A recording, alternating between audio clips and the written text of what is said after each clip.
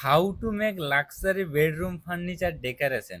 তো গাইস, এই হচ্ছে আমাদের বেডরুম ফার্নিচার, যেখানে বেড, ওয়ার্ডরোব, স্টাডি টেবিল সবই রয়েছে।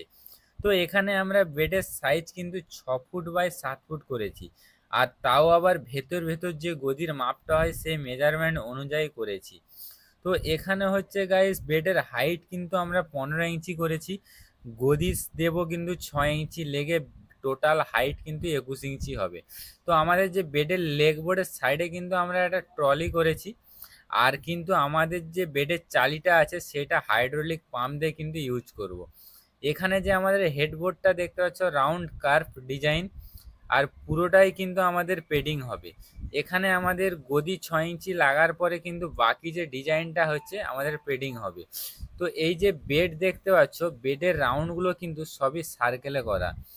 আর আমাদের যে ব্যাকগ্রাউন্ডটা দেখতে পাচ্ছ, এইচডিএফ বোর্ড দিয়ে ব্যাকগ্রাউন্ডটা তৈরি করা। প্রত্যেকটা ব্যাকগ্রাউন্ডের বোর্ড কিন্তু আপ অ্যান্ড ডাউন করে, কোনোটা 12 mm, কোনোটা 18 mm, কোনোটা 6 mm, এইভাবে আপ অ্যান্ড ডাউন করে কিন্তু আমরা ব্যাকগ্রাউন্ডটা তৈরি করেছি। আর এই হচ্ছে আমাদের মডিউলার বেড, যেটা দেখতে কিন্তু লুকটা খুবই সুন্দর লাগছে। এর যে সাইডের এজগুলো আমরা রেখেছি 6 ইঞ্চি আঁশ এজ করেছি, কারণ আমরা যে চালিটা করেছি, আমরা প্রত্যেক সাইডে কিন্তু 200 করে গ্রুপ দিয়ে চালিটা আমরা ফিট করেছি। তো গাইস, এই বেডরুম ডেকোরেশনের ভিডিওটা যদি ভালো লেগে থাকে অবশ্যই ভিডিও চলাকালীন একটা লাইক করে দিও। আর এই হেডবোর্ডের ডিজাইন কার্ভ দেখতে পাচ্ছ কতটাই অ্যামাজিং।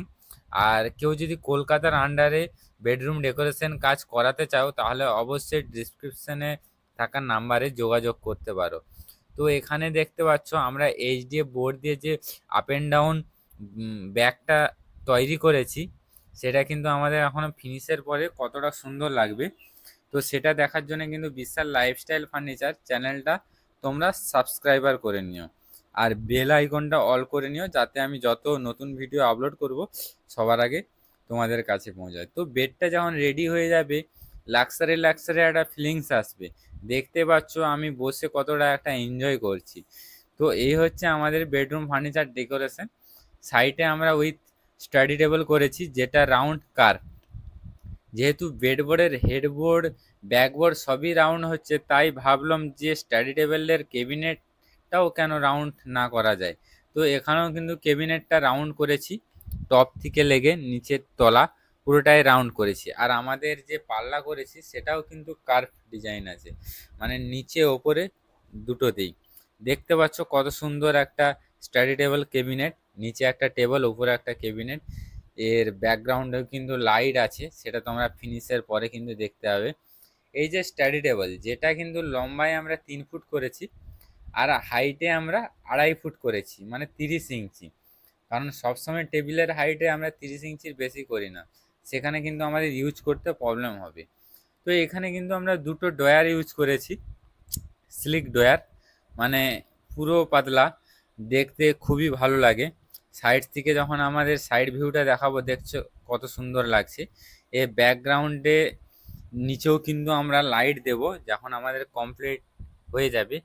তো এখানে কিন্তু আমরা কেবিনেট থেকে শাটার কিন্তু বড় রেখেছি 1/2 ইঞ্চি, যাতে আমরা হ্যান্ডেললেস ইউজ করতে পারি।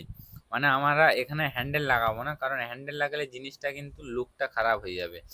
তো এর ভেতরের অর্গানাইজারে কিন্তু আমরা শুধু একটা সেলফ দিয়ে দেবো, সেলফে আমরা কিন্তু পুরো জায়গাটা ইউজ করতে পারবো। দেখতে পাচ্ছ কত সুন্দর একটা বেডরুম ফার্নিচার ডেকোরেশন।